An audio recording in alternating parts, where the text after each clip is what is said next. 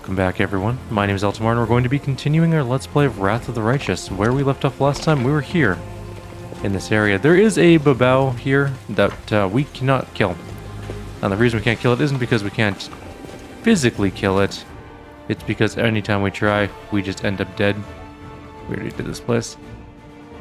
Someone ends up dying, because it has sneak attack, and we can't see it before it sees us. And our life totals are very low at the moment. We are not in a good way in terms of hit points.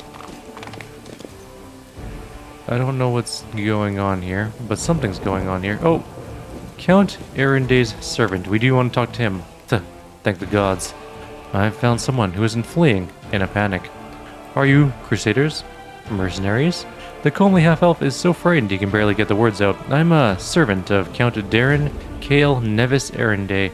My lord's mansion is under attack by demons, the master himself, and all its guests are trapped inside, and the house guards are nowhere to be found.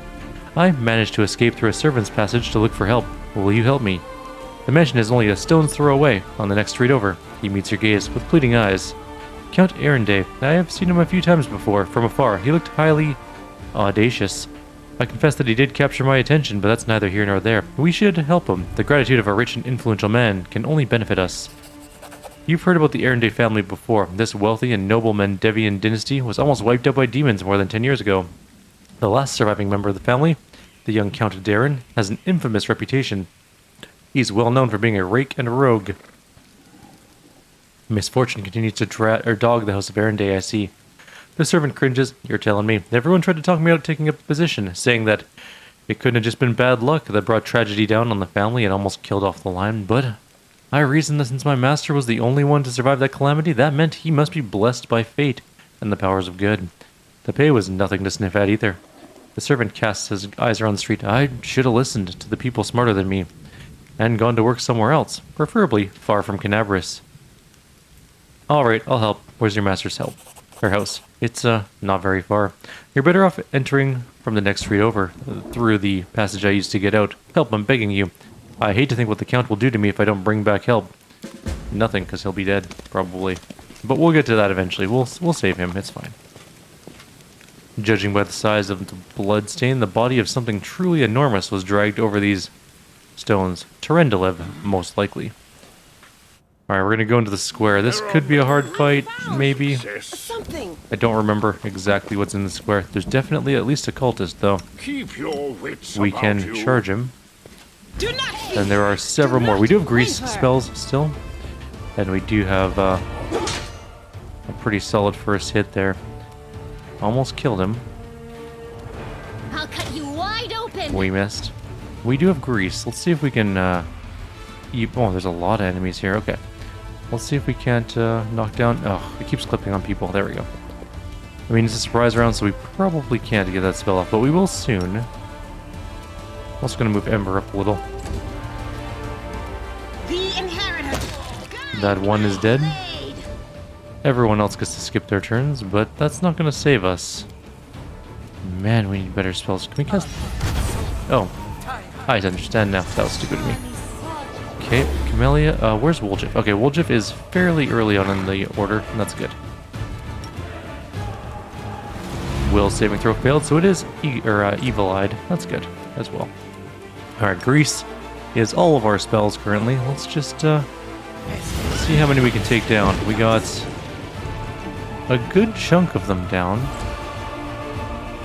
I don't know if it's going to be enough, but maybe. Let's see if we can get this cleric to fall asleep as well. There we go. Alright. Into the fray. That cultist is dead. We are afraid, which does really, really suck for this fight. The Dredge tried to run through and died. He's running towards our fighter. This is fine, I guess. I'm gonna move Lan a tiny bit just to make sure he's not in range there. You're greased. Spirit weapon, I guess. Sure, why not? Shoot. I guess the Dredge. Spirits demand your blood. And miss entirely. Cover me, all right? We did hit that one. Okay. Shoot the Dredge again, or miss entirely again. Do we hit the cultists or the fighter? I think we're gonna go finish off that fighter just to make sure he stays dead, and we're running away still. As long as we don't run too far, I'll be a-okay with wherever we're going. Unfortunately, we're going to be running for a while, and if we run somewhere truly bad, it's going to go really badly for us. So let's keep shooting him in the back. Today's sacrifice. We've almost killed him. Let's go start taking out these cultists. Why not both? Or miss. One of the two. Too late for apologies. I'm going to go finish off the rest of these guys before chasing after the dretch. Oh, we're not here anymore, but we missed. Super. That guy got back up. That is unfortunate. We made our will save, though. And of course, it gets a couple hits off against us. There we go. Who's left alive? We just have a cultist and a cleric. Start shooting the cleric, I guess. Distract them for me. Ugh. We're doing really bad with attack rolls. Finish this one off. He's gonna come back very slowly. Fell down again. Nice. And that's the end of that. Our main character did not help at all in that fight, but it really didn't matter because Grease carried the day. Grease is an really half plate +1 at this point of the game? Aren't we level 3? Why are we getting +1 things already? +1 armor this early in the game is weird. Anyways, well, that is worth money and also is better than what we're probably wearing, so let's throw that on. We're using half plate +0, now we have half plate +1. Also, Sela should probably also wear half plate +1. 23 armor class now. We also have hide armor +1, but I mean, yeah, we could wear it. It doesn't really help us too much. Like, Lan could get 20 armor, which I guess is okay. We also have some medium armor we could put on. Actually, Lan could probably use the medium armor better than the other one. 21 armor, and then maybe like Woljif can't wear hide armor. It's light armor, isn't it? No, it's medium. Okay. Well, interesting. Camellia can wear medium armor, though. She's wearing a chain shirt. She can now wear that and have +1 armor. Done. And that's it. Okay.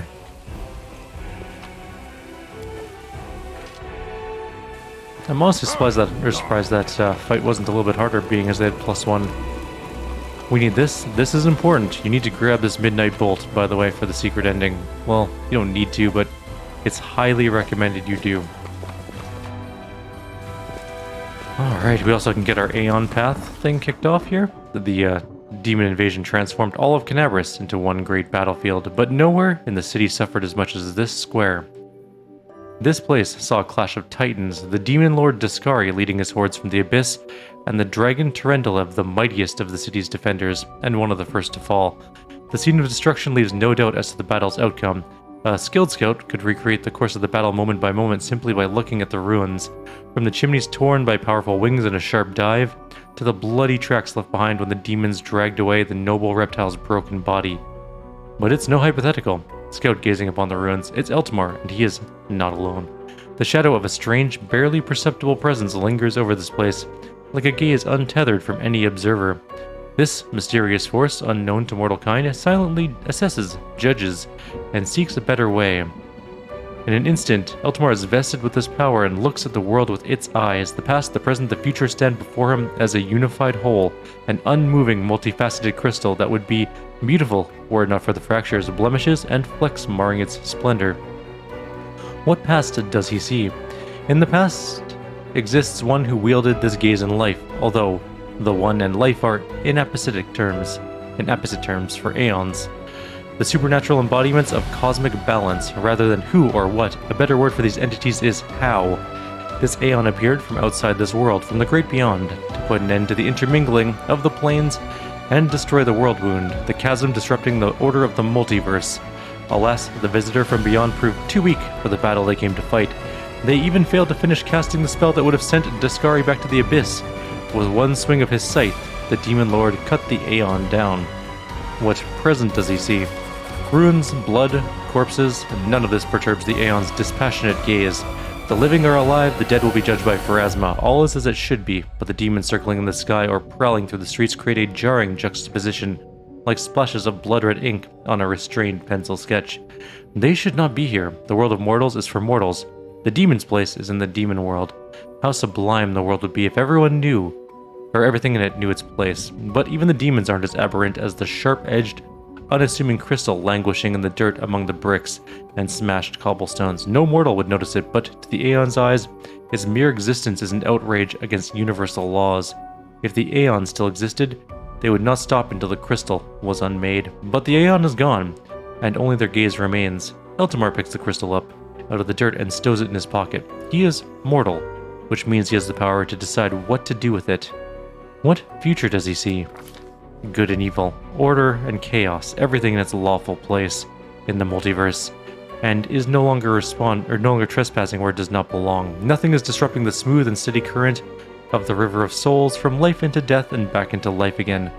The reality, or rate of its flaws, is now perfect, and the Aeons withdraw to eternally admire its beauty, which will never be threatened again. After allowing the hero to view the world through its eyes, the little that remained of the destroyed Aeon is killed. Even inappropriate here for an entity that's so removed from life and death as we understand them. It used up its last vestiges of energy, now that they are ready to disperse into nothingness unless someone decides to preserve the Aeon within themselves. Will this hero take on this power so that he may look again at the world through another's eyes, or will he allow it to vanish? We'll take it, because we want all the paths. Retain the Aeon's power within yourself. The spirit of the Aeon dwells out of sight, deep in Eltimar's soul, like a pair of magical spectacles stowed away into the moment when the hero once again needs to look at the world through another's eyes. That was not my best reading of information, but there we are.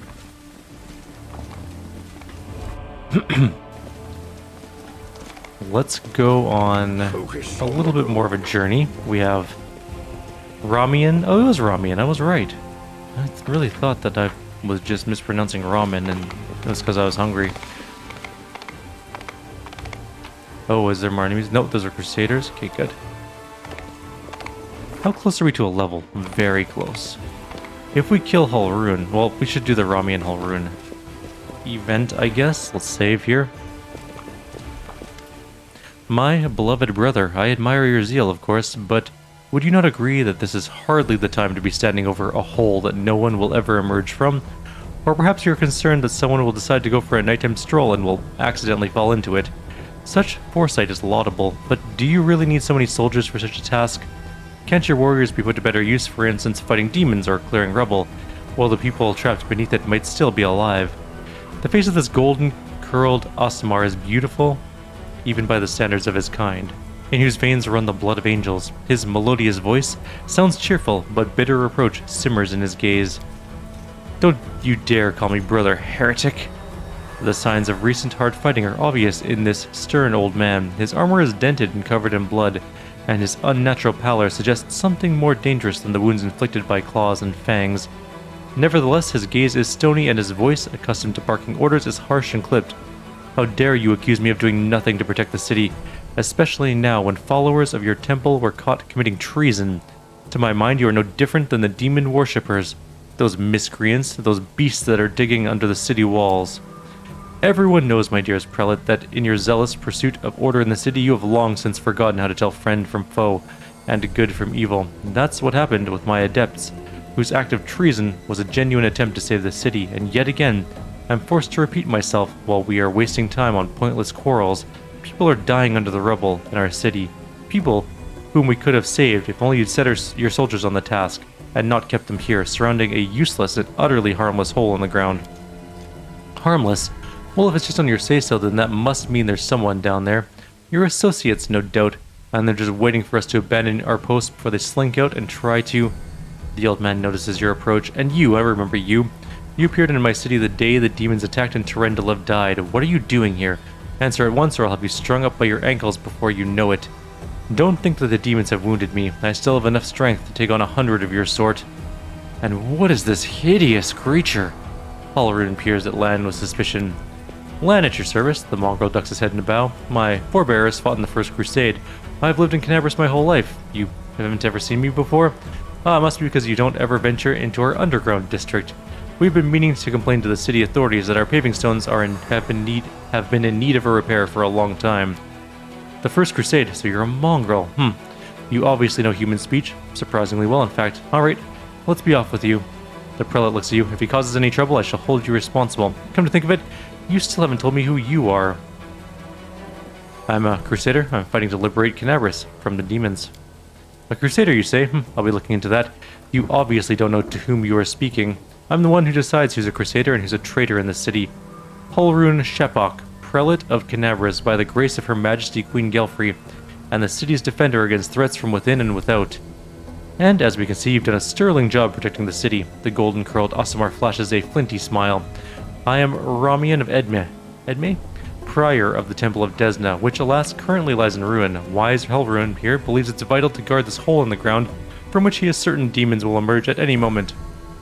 I've been trying to convince him that the city has far more urgent matters to deal with, for instance rescuing those currently dying under the rubble. You know what? There might be one matter that's more important than guarding this hole. I've put it off, and look where it's led us. I should have had you hung from the gates back when you dared defend your gang of delinquent demon collaborators.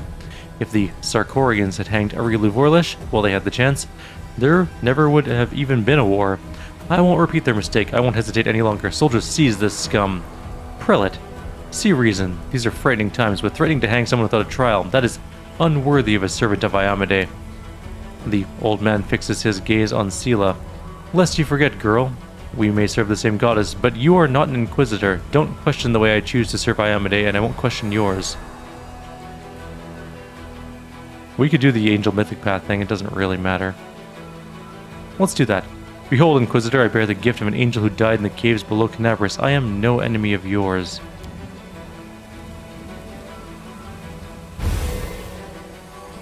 The old man frowns and whispers something, a prayer or a spell. With every word, his face relaxes. You are telling the truth, and the light in your hand was wrought by the power of heaven.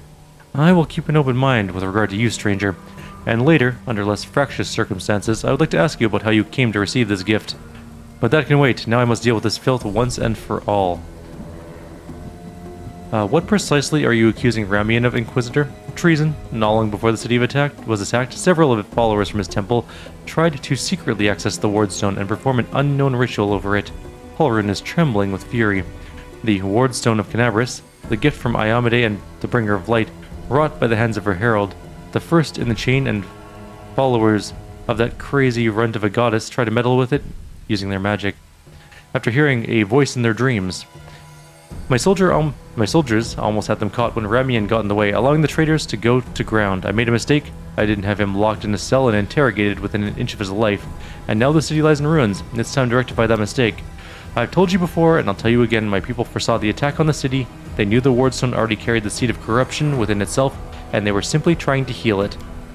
I have heard similar claims before. Now, where was it? Ah, yes, from Staunton Bane, the traitor who brought down Dresden. The lessons of the past have taught us a great deal, and that's why I never believed you or your mob's lies, even for a second. And I was right. Don't lay a finger on him, or you'll answer to me. The Aasimar holds up his hands in a placating gesture. Stop, you're defenders of what remains of Kyrieru. Can't you think of anything better to do than be at each other's throats in the ruins of the city? Ramien looks at the prelate. You're a fool, Hulrun. You're a zealot and a murderer, but you're a fool first and foremost. I told you the Wardstone was weakened, you wouldn't listen. I warned you that the city was going to be attacked, you shooed me away. The truth is that my young adepts were trying to save the Wardstone, but you stopped them. And of course those truly responsible for this tragedy are the demons, but you've done nothing to prevent it, and now you would still rather kill an innocent person and perish yourself than admit that you were wrong, as always. With a wave of his wand, the Aasimar vanishes. Bye. He fled, the heretic. He's no doubt expecting me to rush off in pursuit, but that won't work on me. Hulrun turns his attention to us. What about you? If you have truly been marked out for a gift from heaven, this is your chance to save the city. Go forth and bring back that filthy traitor. I'm almost certain that he and his cronies were helping the demons, either knowingly or unknowingly. Their attempt to bewitch the Wardstone is clear proof. Ramien must be captured. There is nothing dangerous in the hole. You have no reason to guard it. You told me yourself that you received a light-bringing gift from an angel who perished in the caves below our feet. It's no secret that those passages are teeming with dangerous creatures that could kill anyone, even a warrior of heaven. Demons and demonic offspring love roaming about underground. That's why I will keep an eye on this hole. If the beasts decide to attack from here, we'll be ready for them. Where can I find Ramien? How should I know? That weasel couldn't have gone far. He turned invisible. He's probably hunkered down in some hole like the traitorous little rat he is, and he'll be sitting, trembling and waiting until he's dragged out of there. With the prelate after you, that seems the only sensible thing to do. It's what I would do. I'm sure a lot of things sound sensible to you, and it works too. As you can see, I'm still alive. I see you suffered greatly in battle. Nonsense. I had to deal with a brood of Nabasus. It was nothing. I've taken on worse enemies with the goddess's help.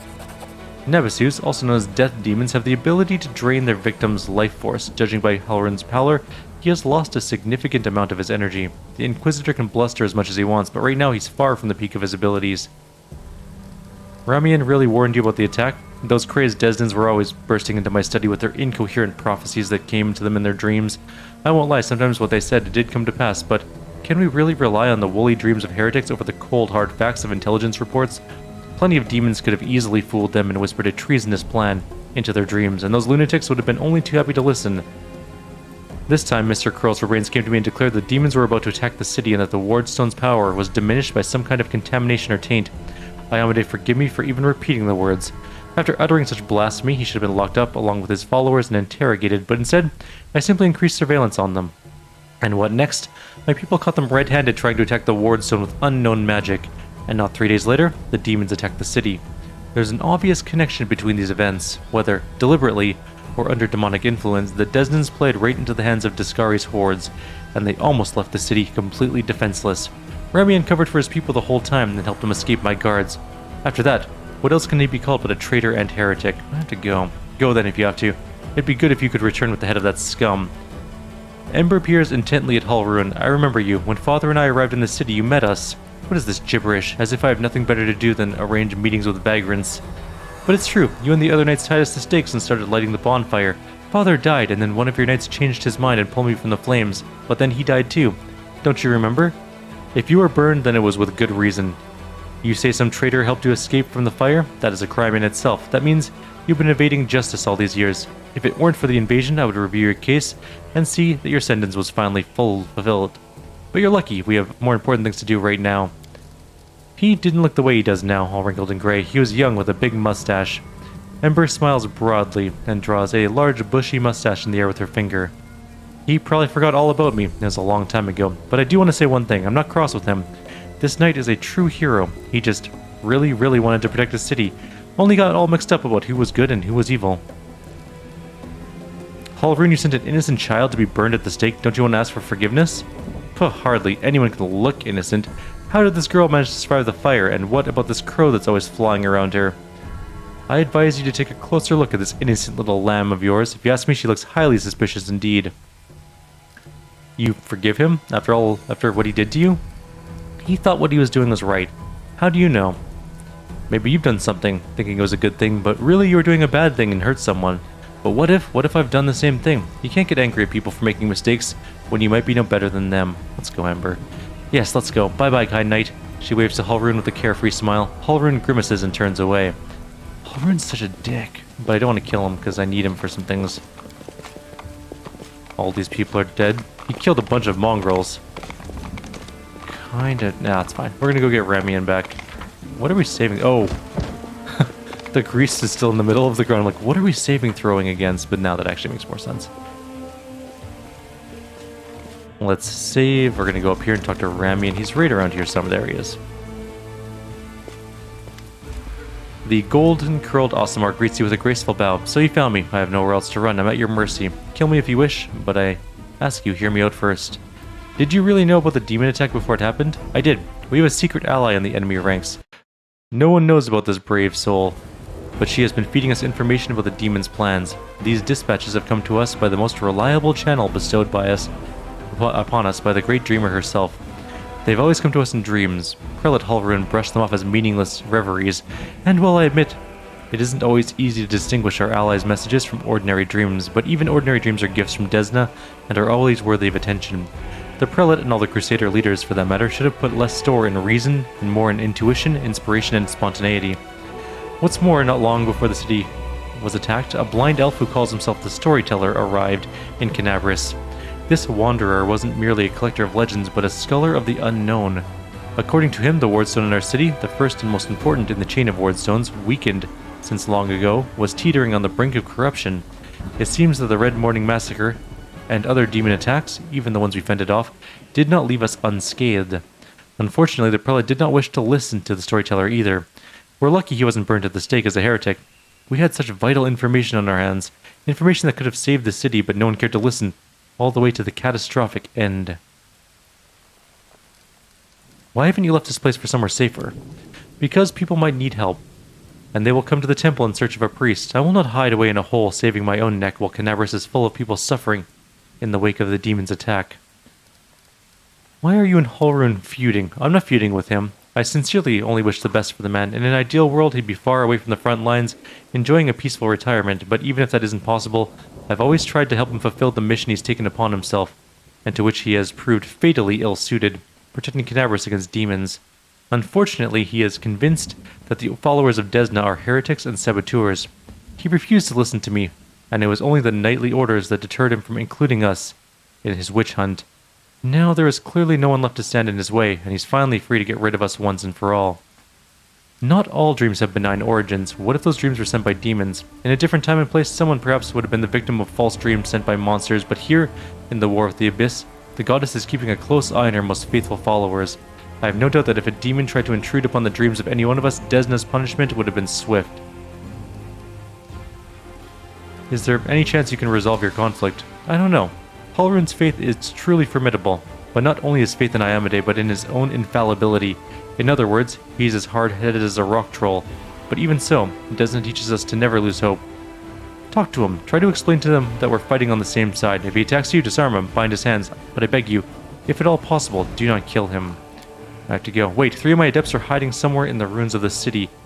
The ones the Inquisitors wrongly accuse of treason. I beg you, find them and protect them against the demons and vigilantes like Hulrun. They will not rest until they find them. If there's anything else you can do to save Canabris, please do it. Stranger, wait, you spared Ramien despite what that mad Inquisitor told you. The young voice comes from nowhere. Oh, hang on, I forgot to remove the spell. I hope Hulrun's dogs aren't lurking nearby. A pale youth materializes before you. His face looks haggard from lack of sleep, but he's clearly pleased to be speaking to someone. So you're one of the Desna adepts that tried to break into the Wardstone. Yes, I am Ilk's cleric of Desna, and one of the people who answered the call of the voice in dreams. Some unknown person made contact with us through our dreams, telling us about the demons' plans. We learned that the demons were planning to attack Canabris and to do something terrible to our Wardstone, which already carries the taint of corruption. Prelate Hulrun refused to heed our warnings. We had to make a choice. We could either throw up our hands and pull back, or take action, even though it could cost us our lives. But what heartless person could stand by in the face of such a deadly threat? How could a zealot like Hulrun become the respected defender of Canabris? His faith is strong, incredibly strong. The people of the city have seen him fighting on the front lines time after time. I remember myself feeling dumbstruck the first time I saw that gruff old man slaying demons in a fit of righteous fury. The people living on the edge of the abyss need protecting more than anyone else, and that's why they're prepared to forgive their protector almost anything, even prejudice, paranoia, and the death of innocents. Also, Hulrun hasn't always been as brutal as he used to be for a long time. He has his loyal right-hand man, Leotar, known as Hawkblade. He's a witch hunter too, but a good deal more rational and even-tempered. Hulrun trusts him completely, and Leotar always conducts a thorough investigation before dragging a victim to the fire. It's our bad luck that Leotar left Canabris in pursuit of some particularly vicious hags 2 weeks before the attack. If he were here, he wouldn't have let Hulrun attack Ramien. On the other hand, if he were here, we wouldn't have escaped after trying to get to the Wardstone. We'd be in a cell right now. Where are your fellow worshippers and how many of them are there? Fortunately, or unfortunately, I don't know where they are. We split up to confuse the Inquisitors who were chasing us. That didn't answer how many there are, but whatever. Do you need help? Desna teaches us to trust in last-ditch chances. Listen, my friends are called Aranka and Thal. Thal the Wallflower. Aranka is an amazing singer and a truly beautiful girl. She has plenty of friends and fans. She's probably blended into a crowd somewhere. I know where she is. Wallflower is a mage, but I don't think he'll risk using magic. It will only bring the Inquisitors down on him. He'll be harder to find. You better find Aranka first. She might know where the Wallflower is. Please find them and protect them against the demons and the Inquisitors. I will await news in the goddess's temple. I hope our mysterious helper will send us a new message that will reveal what is to come from the demons. I gotta go. May Desna be with you, stranger. We are 20-ish, 21 experience away from a level. Let's go see if we can convince Hulrun to stand down. That should give us the experience we need to get leveled up. I think he's over here. Yeah. I'm gonna save just in case this goes sideways, but let's find out. Hulrun. Our diplomacy is not the best, but we'll see. The Inquisitor gives you an appraising look. Well, what brings you to me? I talked to Ramien. He is not your enemy. He only wants what's good for Canaveras. The Inquisitor gives you a black look. I would consider those words an admission of treason from anyone else, but I don't wish to draw my weapon against he who has been given heaven's gift. And I won't, as long as you don't do anything worse than conniving with that rabble-rouser Ramien. I won't ask you to kill the rabble-rouser, but as soon as we liberate the city from the demons, my faithful will hunt him down. Let's just go through this. Oh, okay, so I asked him who he was. I find it passing strange that you don't already know who I am. Hulrun Shipok, Prelate of Canabras, Inquisitor by the grace of Iomade, Defender of the city by the grace of Her Majesty Queen Galfrey, against threats from within and without. Prelate, your forces are needed elsewhere. Irbeth Tirabade, Warden of the city, is gathering troops in the Defender's Heart Tavern to strike against the demons. What? Who now? Tirabade? That upstart? Warden of the city? And I suppose I've already been written off for dead. This isn't sedition. This is outright insurrection. I am loath to abandon my watch, but I can't turn a blind eye to such a blatant usurpation of power. We have no hope in defeating the enemy if there's disorder within our ranks. I'm going over there right now. I need to see what this Irbeth is up to. Okay, bye. Alright, we can level up now. So we're going to grab our main... Actually, we're going to save first. In case I mess this up. Which has been known to happen. Alright, we're going to get strength because that's really the only thing we care about. We have 7 skill points now, and this is because we took that fast learning feat. We're going to grab... We got 3 mobility. We don't need as much athletics right now. We're going to get more athletics later on, but I want those all up to 2, and we're also going to grab that one up to 2 as well. Some skills we're not going to max out, but these ones we're going to try and get more points into because we might, or sorry, not these ones. These ones we're going to try to do because we might need them in the future. Yes, in regular checks like Nenio, it's going to be our way better knowledge person, but there's a part of the game if we don't do this exactly right, we're going to have to do the paradox, or the lexicon of paradox, and we might have to use all of these different traits, and we're going to have to be pretty good at it, so we'll try our best. Anyways, weapon specialization, we are level 4, which I think, actually, we can't get... I think Vital Strikes... No, you're right. I'm right. It's weapon specialization, Scythe. More damage. Done. We also have 40 hit points now, and it doesn't heal us up, but it does help a little bit. Alright, so now we're here. This is where we can sort of change things up a little bit. I'm going to take more freebooter levels because I like freebooter as a class. You want to get up to 5 in freebooter. It doesn't really matter how fast you do it, but the reason you want 5 is or I guess you can just jump it up to 4. You just want freebooter's bond to hit level 2 there and give the plus 2 one, and then you can just take paladin levels. It doesn't make too much of a difference at that point. Level 5 freebooter doesn't have a whole lot of random stuff. You do get your level 2 ranger spells, but that doesn't really make too much of a difference. As for paladin though, you're going to want to we're going to put our rest of our points into paladin after we get a couple more freebooter levels. I think we're just going to go up to freebooter level 4 though for now. And we're going to put our point into strength. And we're going to go bloop, bloop, bloop, bloop. Just our normal skills. We do have 1 extra skill point, and it's going to go into use magic device, lore religion. We could use more people with lore religion because they actually can help with the corruption thing. She's going to be sword and shield, and I'm going to get...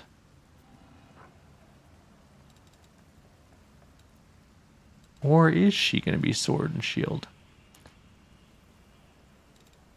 We could get her to fight... No, we can't.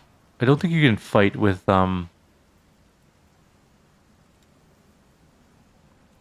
We could take Shield Bash. Even though we're going to give her Tower Shields. And the reason is you can get Shield Master from it. Which I think you don't suffer any penalties on attack rolls with a shield. Also, it adds your enhancement bonus to attack and damage rolls. Oh, right. Okay, so that wouldn't really help her too much. Unless we're going to build her to be a sword and shield person, which I don't think we are. What's menacing give? We can get power attack. That's probably a better choice, honestly. Yeah. Give her some extra damage with power attack. Camellia, I do have a build for you. I'm just going to load it up. I also have one for Sela, but it's a little more fluid. I lost my program. There it is.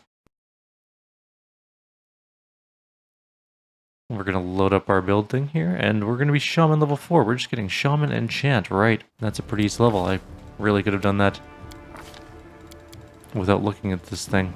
Because Chant is super good. It extends durations of things.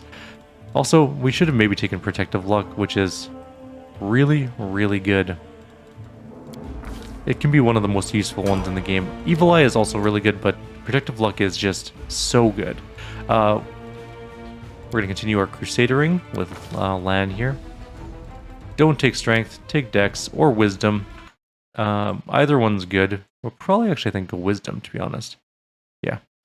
We're not taking Dex, we're taking Wiz. We need slightly better casting with him. And we're just going to take our 2 points, which are going to be Athletics? Athletics Perception? Yeah. Yeah, it's okay. He doesn't get anything special. I'm all ears. He should be 2-2 now. And he is. Who, me? We're leaving Woljif as an Eldritch Scoundrel. He's... Or we don't have to. We could actually make him into something better. Like an Alchemist. I have a build for him, which allows him to become an Alchemist. And instead of Vivisectionist is the one you want to go with, of course, because that's one of the best ones. In fact, I think this is what we're going to do. We're going to give him Dex. Give him all of his skill points. Give him a couple spells. Specifically, you want Cure Light Wounds, Enlarge Person, Shield, Reduce Person. True Strike, and what else? I think that's pretty much it. The other ones don't really matter too much. We'll just grab some other random ones. Fire Belly, and that's it. Cool. And you're going to complete. That's done. Ember is witching it up, because that is what she does. Level 4, I believe we just take Evil Eye. Or we can take Protective Luck, which I think we are going to do, actually. You're going to give her Charisma. And we're going to give her all of these skills. Except that she has one less than last time. But she doesn't need Lore Religion, so let's give her Use Magic Device. We're going to grab Protective Luck. To keep ourselves alive, we're going to grab Cure Moderate Wounds. We need things that cure moderate wounds. We also need... she doesn't get Restoration, unfortunately, but... Darren will, and we're going to take Ember and Darren with us. Those are going to be our 2 main casters. So it's going to be Darren, Ember, Nenio, Woljif, main character, and I still haven't decided who I want for my last slot. We're going to be a slightly heavier caster group, but that's fine. I think we're going to end the video here. Maybe we'll just quickly see if we can't clear out the rest of this little area. There's like some bugs here to fight. Specifically a rat swarm or 2. And Camellia's not going to be able to do much. Actually, she did. Weird. Usually rats are fairly resistant to being hit by crossbows for obvious reasons. Time to share your treasures! The inheritor. We missed all of our attacks. The other rat swarm should be coming in. And we'll see if Ember can hit. Not so much. You've crossed the wrong mongrel. Damn. I'm gonna move. Can I 5-foot step to like right there? So it comes to this. I meant to hit the other one, but you know what? This is fine. There's another rat swarm somewhere. Oh, there it is. The spirits demand your blood. Almost dead. There we go. We'll just killed that one. Cover me, all right? And we missed our attack. Take you. This one's a hungry rat swarm, which is different than the... Oh, there's 2. Did the hungry rat swarm just spawn another rat swarm? Let's kill that one first then. Won't survive me. Or we'll just miss all of our attacks like normal. That was a solid hit. You are today's sacrifice. Stab you or zap you? Why not both? Into the fray. So close to death. That one almost died. It doesn't really matter. For apologies. Can't attack anyways. It doesn't have a traditional attack for attack of opportunities. Go for their hearts. Woljif can maybe kill it. There we go. Alright, good. Killed some swarms. This says, these people were not killed by demons. Their mortal wounds were inflicted by ordinary weapons. And I think we just have this little area up here to go. There's definitely blood right there. Keep your calm. Oh, there's there's a tiefling squad here. There's also a stranger. And he says, the absence of an answer is an answer too. That is for Nenio's quest later on. It's not important right now, though. Let's save. There's a skill check here we might not pass. Watch it, watch it. What are you guys doing? You'll bloody crush me. A young tiefling lies trapped in a collapsed section of tunnel. Another two tieflings scramble around, trying in vain to free him from the rubble. Quit whining. Hey, alarm, someone's coming. Maybe he'll help us. Wise up, would you? Before you get us killed. Let's make a run for it while we still can. No, come on, don't leave me here. I'll die here. Hey guys, I see you're in a bit of a jam. Get a load of this lot, and no escort either. Woljif, you little shit. How are you not dead yet, and who's that with you? They're friends of mine. Great guys.